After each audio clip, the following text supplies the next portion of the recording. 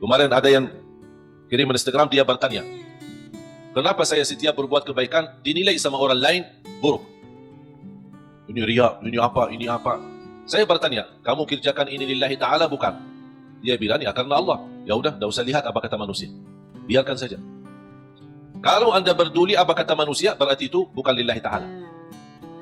Dan itu yang disebutkan kata ikhlas. Dan jangan harap manusia puas. Jangan harap manusia ridha. Kita berdakwah, tidak semua orang suka dengan dakwah kita. Ada yang suka, ada yang tidak suka. Apapun alasannya, biarpun tanpa alasan, dalam hati tidak suka. Masa saya memaksa-maksa dia harus suka? Atau saya berdebat, kenapa kamu tidak suka dengan dakwah saya? Apapun alasannya, terserah. Itu pilihan dia. Kenapa aku yang pusing? Kalau dia milih suka atau tidak suka. Makanya yang kita harus menjadi target buat kita adalah semata-mata apa yang kita kerjakan lillahi ta'ala. Sungguh, kalau kita fokus seperti ini, insya Allah tenang hati kita. Apa yang diucapkan oleh orang kita tidak berdulikan. Mau dia tetangga, mau dia sahabat, mau dia kerabat, tidak usah diperdulikan. Bahkan apa yang diucapkan oleh manusia, apalagi yang membuat perasaan kita tersinggung, jadikan teguran buat kita. Barangkali saya belum sempurna, barangkali saya belum baik, barangkali ada yang kurang, udah menjadi pelajaran buat kita. Saya punya doa. Saya suka ketika mendengar berita ada orang koreksi saya atau menurani atau menyebutkan kata-kata yang kurang baik. Berhati-hatilah sama Syekh Ali Jabir atau apalah gitu.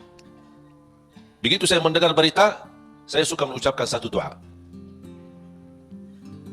Ya Allah, kalau perkataan dia benar terhadap saya, ampunilah saya. Kalau perkataan dia tidak benar, ampunilah dia. Udah selesai. Karena orang yang mengucapkan sesuatu pasti salah satu, benar atau salah. Kalau ternyata yang dia ucapkan fitnah, hanya ingin menjatuhkan nama baik, hanya ingin merusak nama baik, hanya ingin membuat fitnah, berarti saya mohon Allah ampuni dia. Semoga dia diampuni Allah. Tapi kalau apa yang dia ucapkan, oh ternyata benar, walaupun seberapa persen, oh benar, bagi saya ini menjadi pelajaran supaya saya lebih berhati-hati, lebih tambah ilmu, lebih mendalami agama, kemudian dan juga memohon ampun kepada Allah Subhanahu wa taala. Karena kita tidak masuk.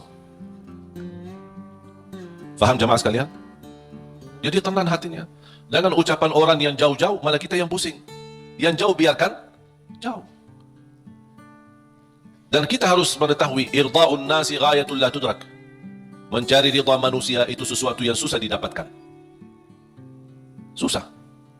Tapi kita hidup di tengah manusia, bersabarlah menghadapi segala urusan, menghadapi segala tantangan. Man ardallah bisakhatin nas, ardallah radhiyallahu anhu wa arda anhu nas. Barang siapa yang mencari ridha Allah, walaupun manusia tidak suka, Allah akan ridha terhadapnya dan Allah jadikan manusia ridha.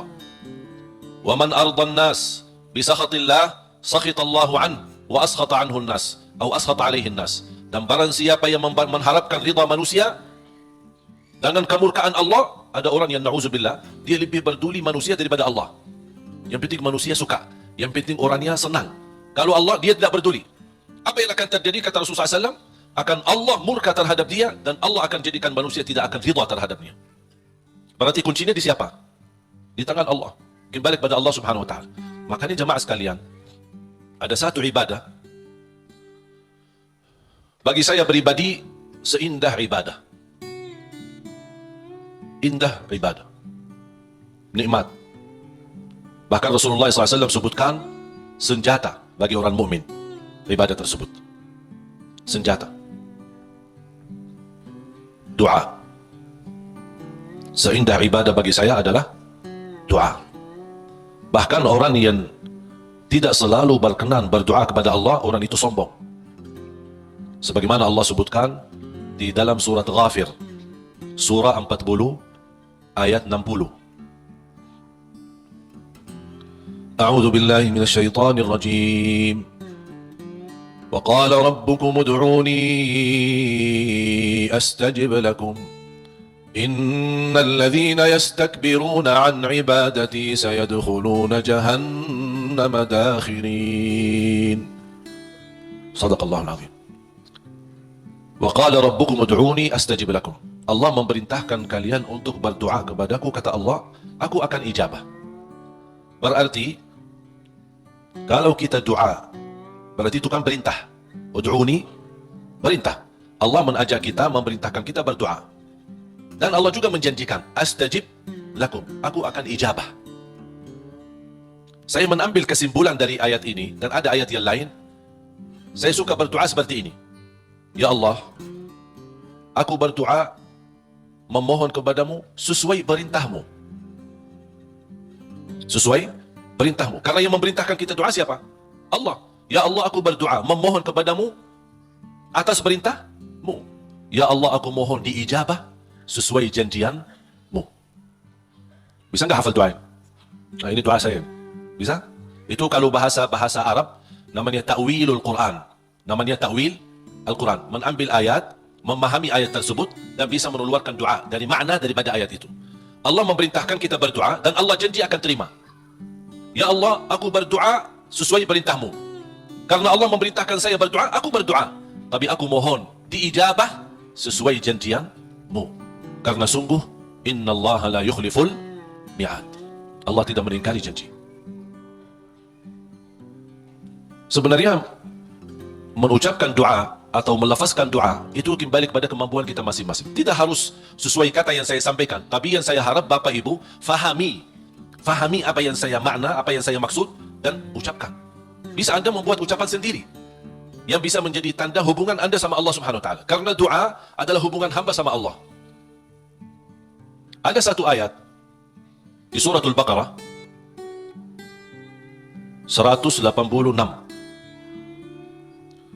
أعوذ بالله من الشيطان الرجيم وإذا سألك عبادي عني فإني قريب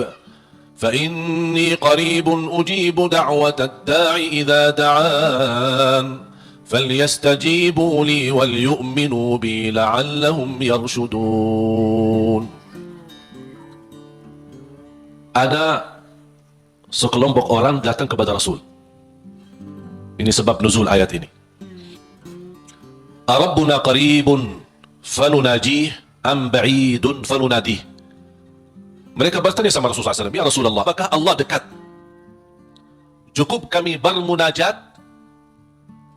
fanunajih, atau Allah jauh? Perlu munadat. Munadat dalam bahasa Arab panggilan bagi orang yang jauh. Munadat. Kalau munajat, orang yang dekat. Makanya dalam bahasa Indonesia disebut apa? Kita bermunajat kepada Allah. Makanya ada sahabat bertanya, ya Rasulullah, apakah Allah dekat? Cukup kami munajat, artinya tidak perlu kerasi suara, tidak perlu teriak-teriak, karena Allah sudah dekat. Munajat namanya kalau bahasa Arab. Makanya ketika saya mendapatkan kata munajat dalam bahasa Indonesia, ini sebenarnya dari bahasa Arab. Munajat bahasa Indonesia sama munajat dalam bahasa Arab. Tapi punya makna. Kalau yang selama ini Bapak Ibu yang fahami barangkali daripada munajat, doa kan? Ada arti yang lain selain doa? Tapi kalau dalam bahasa Arab munajat, doa kepada Allah yang sangat dekat. Itulah artinya. Munajat, berdoa kepada Allah yang sangat dekat. Makanya disebut kata munajat. Beda sama munadat. Terakhir T. Munadat. Munadat itu adalah panggilan bagi orang yang jauh. Misal kalau ada orang jauh, bilang apa?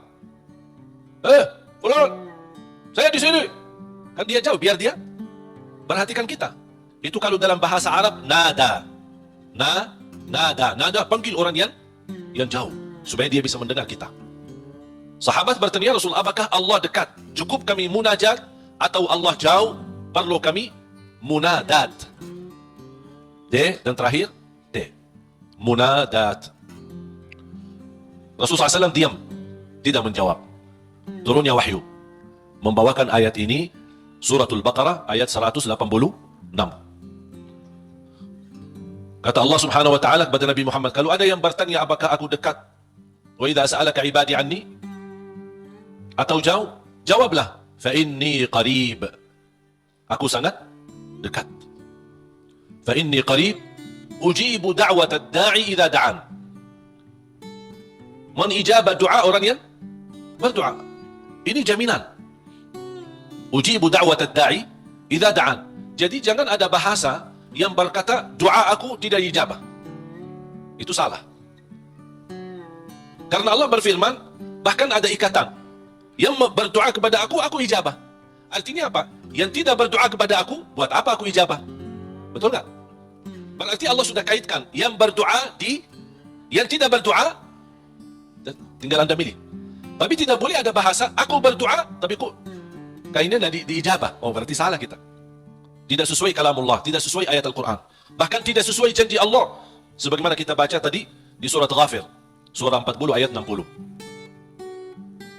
Jadi jamaah sekalian, ketika berdoa, yakini doa itu bukan terpilih untuk seorang tertentu. Boleh minta doa sama orang saleh, guru kita, ulama, kiai, habaib, boleh. Ketika kita berkesempatan jumpa mereka, tolong doain, semoga lancar, boleh. Tapi kalau udah ketemu, tak mau berdoa, mau nggak? Ya harus mau. Masa tunggu-tunggu orang-orang yang saleh datang baru kita minta? Atau kita capek cari ke sana kemari? Kalau kita kebetulan di tempat yang tidak ada orang saleh, bagaimana? Masa tidak mau berdoa? Kalau tidak mau berdoa, itu justru tanda orang sombong. Berdoa dengan keyakinan Allah pasti ijabah. Jangan ada sedikit keraguan, apakah mau nggak Allah terima doa saya? Fantas gak saya diterima doa? Perbuatan perilaku saya seperti ini. Jangankan doa kita. Kira-kira siapa yang lebih jahat? Kita atau setan? Hah? Oh, jawab dong. Oh, kalau ada yang jawab, aku lebih buruk dari setan, na'udzubillah. Ini kenal diri banget ini. Tidak ada yang lebih buruk dan jahat daripada setan. Setan pernah berdoa, Allah ijabah doanya. Apalagi kita. Setan yang sudah namanya seburuk makhluk, yang sudah terancam masuk neraka, yang sudah berupaya untuk mengajak manusia masuk neraka, pernah berdoa. Tahu nggak doanya apa? Ketika dia menolak perintah Allah bersujud kepada Nabi Adam, Allah usir dia dari rahmannya, dan Allah subhanahu wa ta'ala ancam dia masuk neraka. Apa permintaannya? Dia minta satu. Kalau memang seperti ini, ya Allah, mohon panjangkan umur saya sampai hari kiamat. Satu-satunya makhluk yang umurnya panjang sampai hari kiamat itu setan. Masih hidup. Sampai akan datang satu saat, itu menjadi salah satu ciri hari kiamat. Di akhir zaman, sudah di ujung dunia, Allah kirimkan sebuah angin. Setiap manusia beriman mencium angin itu, dihirup angin itu, akan langsung mati. Yang hanya tersisa di muka bumi, yang tidak ada orang mengucapkan la ilaha illallah. Habis. Dan mereka sendiri yang nanti yang menjadi seburuk-buruk manusia di muka bumi, yang tidak ada sedikit pun beriman kepada Allah Subhanahu wa ta'ala. Dan mereka yang akan menghadapi proses kejadiannya hari kiamat.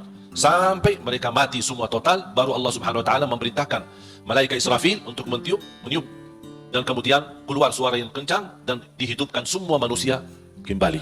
Yang baik, yang buruk, yang saleh, yang taleh, yang beriman, yang tidak beriman, semua akan dihidupkan kembali sama-sama. Jadi syaitan diijabah doanya.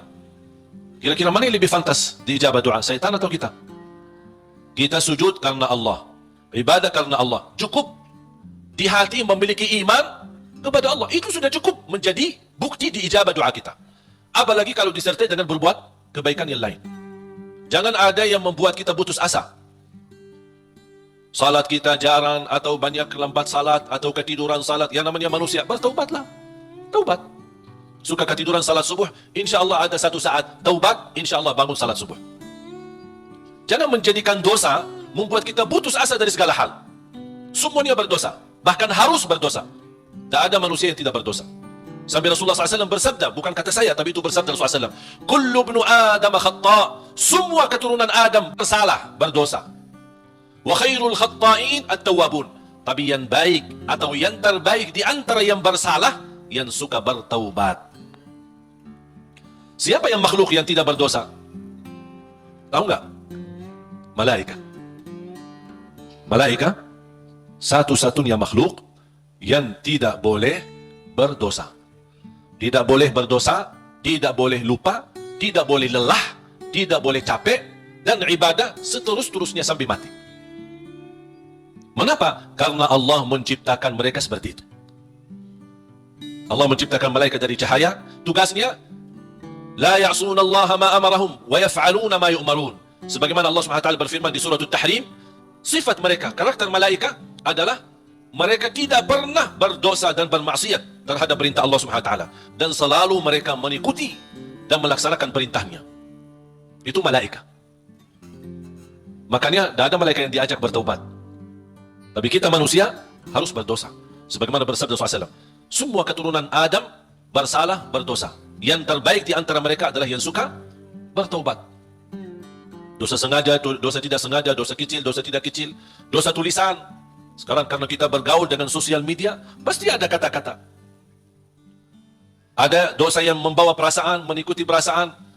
Cinta, ucapkan kata-kata melalui WhatsApp atau bersama teman. Melembar kata barangkali awalnya tidak sengaja, membuat dia jatuh cinta. Besok lama-kelamaan menjadi pacaran. Ini kan awalnya dari dosa ucapan. Ketik namanya, ketik dosa. Diketik dosa itu ketik, tik, tik, tik, tik. Awalnya enak kan? Awalnya hanya ngobrol kan? Ngobrol biasa. Lama-kelamaan ada ucapan. Berapa ketikan kita yang bertahun-tahun atau berbulan-bulan? Berapa banyak yang kita ketik? Berapa kata? Coba. Makanya bayangkan jemaah sekalian, karunia dari Allah. Kalau setiap kata yang kita tuliskan ini dosa dan maksiat, Allah hukum kita habis. Sudah habis kita. Berapa ucapan yang kita ucapkan?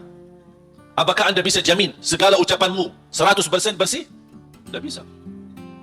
Ada yang Anda ucapkan tanpa sengaja membuat orang lain tersinggung, itu dosa. Membuat orang lain sakit hati, apalagi kalau sengaja. Makanya kenapa kita disuruh banyak istighfar? Karena dosa-dosa yang kita lakukan, tanpa kita sadari, mudah-mudahan diampuni Allah Subhanahu wa taala. Makanya salah satu karunia, kata Rasulullah SAW, wassalatu ila salat mukaffirat. Salat dengan salat selanjutnya, di antaranya adalah terhapus dosa-dosa. Dari hari Jumat ke Jumat berikutnya, terhapus di antaranya dosa-dosa kita. Dari Ramadan sampai Ramadan yang akan datang, terhapus dosa-dosanya di antaranya. Dan ini kan karunia dari Allah. Kalau bukan karunia ampunan dosa-dosa itu, antara salat, antara azan dan iqamah, antara Ramadan sama Ramadan, antara Jumat sama Jumat, aduh, dosa kita bakal banyak sekali. Makanya ada seorang curhat kepada Imam Al-Hasan Al-Basri rahimahullah, aku dulu suka tahajud, tiba-tiba malas tahajud. Apa jawab beliau? Terikat dirimu dengan dosa. Yang membuat kamu berat bangun tahajud dosamu, bukan malas. Ada orang, kok kenapa malas? Bukan malas. Tapi ada dosa yang kita lakukan, barangkali belakangan kita sering membuat hati ibu kita sakit. Ibu mengharapkan sesuatu, tapi kita malah menolak. Membuat dia tersinggung. Di saat kita duduk bersama ibu, kita tidak merasa hatinya tersinggung. Kita pergi, tidur malam hari, kok udah bangun tahajud. Oh, ternyata dosa kesinggungan hati ibu membuat kita terikat, tidak bisa bangun tahajud. Apalagi dosa yang sengaja kita lakukan. Jadi ketika kita merasa kekurangan ibadah, segera bertaubat dan istighfar. Karena kekurangan ibadah bukan karena malasmu, bukan karena merasa diri sudah bosan beribadah, tidak. Pasti ada dosa. Harus bertanya diri, dosa apa yang saya lakukan sampai saya begitu malas ibadah? Dosa apa yang saya lakukan sampai sudah berubah sifat saya? Dulu saya suka salat di masjid, kok kenapa sekarang tidak suka ke masjid? Ada apa? Itu saking bahayanya dosa. Sangat pengaruh dalam kehidupan kita. Makanya kalau kita terus beristighfar, selalu beristighfar, jangankan kita beristighfar karena dosa maksiat, beribadah saja kita butuh istighfar. Contoh, habis salat, Assalamualaikum warahmatullahi wabarakatuh, Assalamualaikum warahmatullahi wabarakatuh, terus Astagfirullah. Kenapa? Apakah kita berbuat dosa? Apa itu salat dosa? Tidak, salat itu kebaikan. Tapi kenapa kita diminta habis selesai salat beristighfar? Seandainya ada kekurangan dalam salat kita, pasti kurang khusyuk, kurang ikhlas, banyak kekurangan dalam salat kita, ya Allah mohon diampuni dengan istighfar. Maka Rasulullah SAW sebagaimana diceritakan suka beristighfar dalam sehari lebih dari 70 kali. Ada satu riwayat 100 kali beristighfar. Bahkan kata Abdullah bin Umar radhiyallahu anhuma, saya duduk satu majlis sama Rasul, saya suka mendengar bisikan Rasul beristighfar, Rabbighfirli wa tub alayya innaka antat tawwabul ghafur. Rabbighfirli wa tub alayya innaka antat tawwabul ghafur.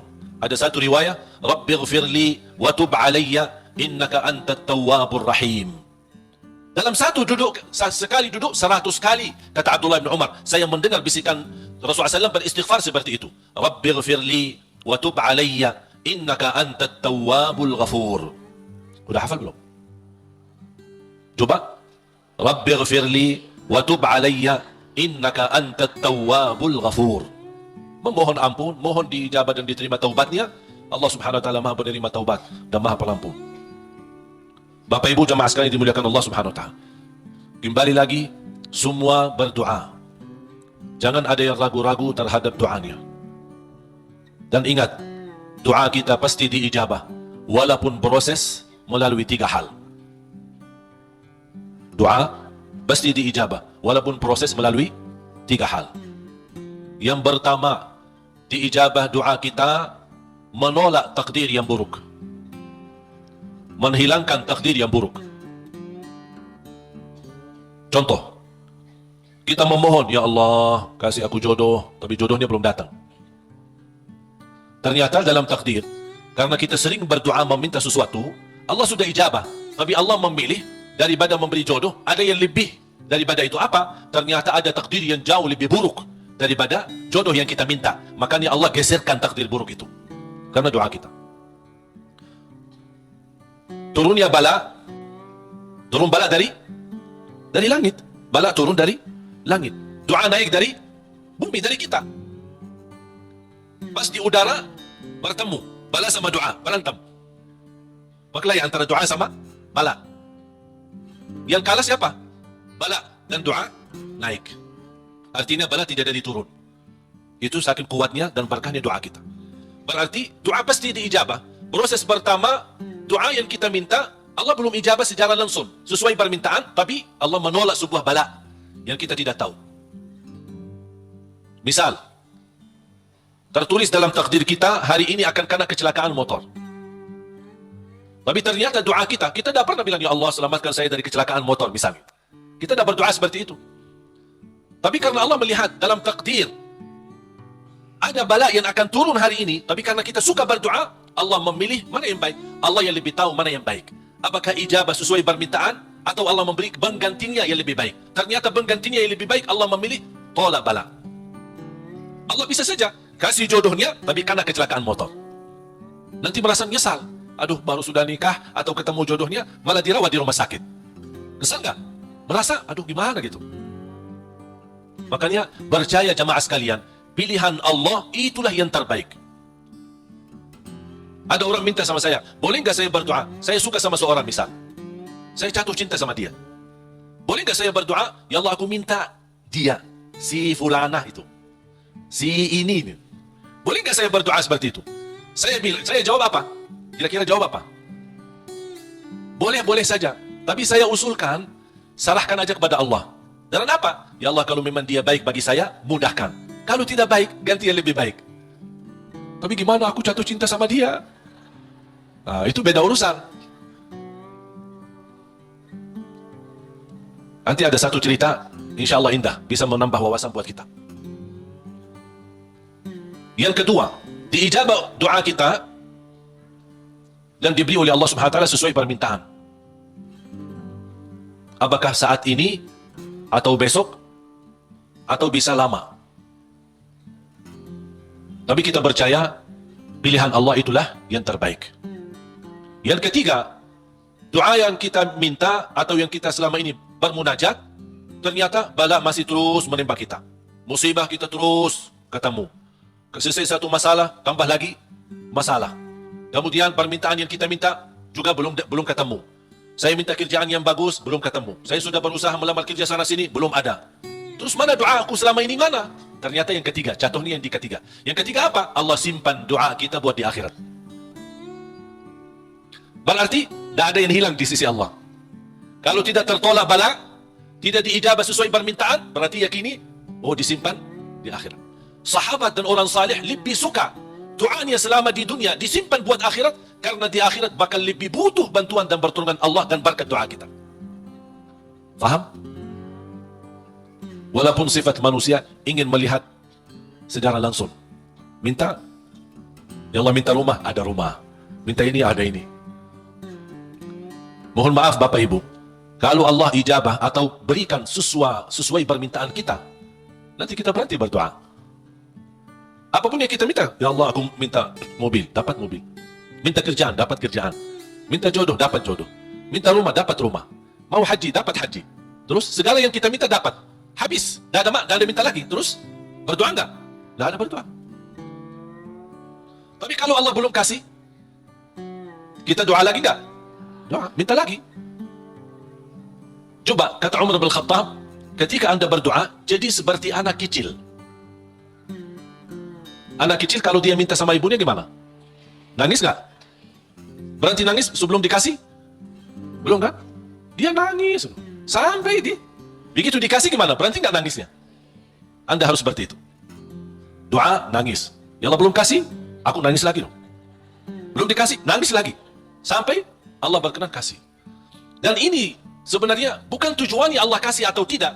Tapi ingat, titisan air mata ini yang menangis karena Allah akan selamatkanmu dari siksa neraka jahanam. Rasulullah SAW bersabda, "Wa'ainun bakat min khasyatillah harramaha Allah 'alan nar, la tamassaha an-nar." Barang siapa yang menangis karena Allah, akan Allah haramkan jasadnya disuntuh oleh neraka jahanam. Berarti kita tidak rugi. Tidak ada rugi. Biarpun tidak diijabah, ternyata titisan air mata berharga. Bisa menjaminkan kita selamat dari siksa neraka jahanam. Mau apa lagi? Nangisnya berharga. Doanya pasti diijabah. Dan cukup dari doa, kita sudah membuat ibadah atau membawa sebuah ibadah yang dicintai Allah. Karena Allah suka bisikan hamba. Apalagi kalau lama tidak berdoa. Allah merindukan suara doanya kita. Apalagi doa yang tulus dan ikhlas. Makanya kadang-kadang, kalau kita tidak diberi doa, atau tidak beri permintaan, atau tidak beri permohonan kita, terus kita berdoa terus, sampai diuji, sampai di macam-macam. Sampai kita merasa sudah tertekan, tidak kuat. Kira-kira bisikan doa kita seperti apa nanti? Dalam keadaan doa dalam keadaan susah atau senang? Menurut saya doa dalam keadaan susah jauh lebih murni daripada doa dalam keadaan senang. Kalau dalam keadaan senang artinya ya biasa-biasa aja, dapat atau tidak dapat.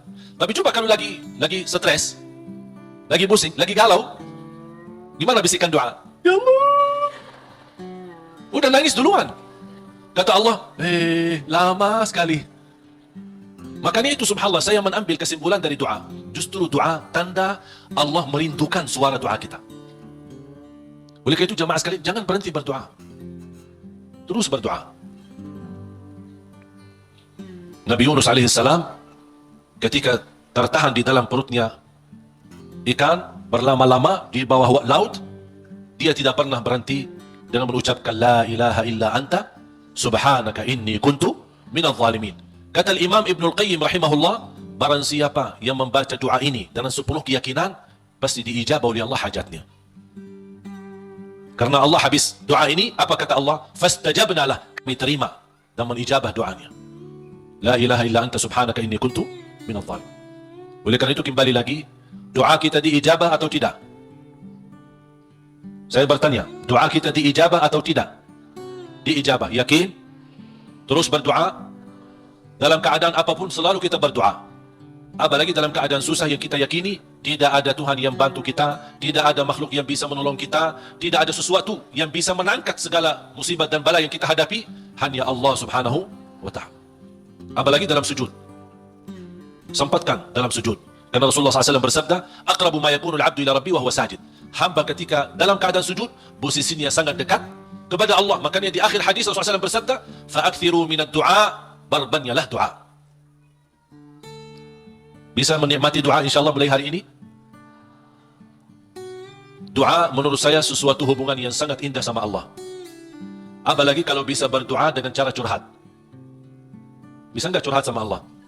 Kalau lagi galau suka curhat nggak? Sering saya terima, Ustaz boleh curhat nggak?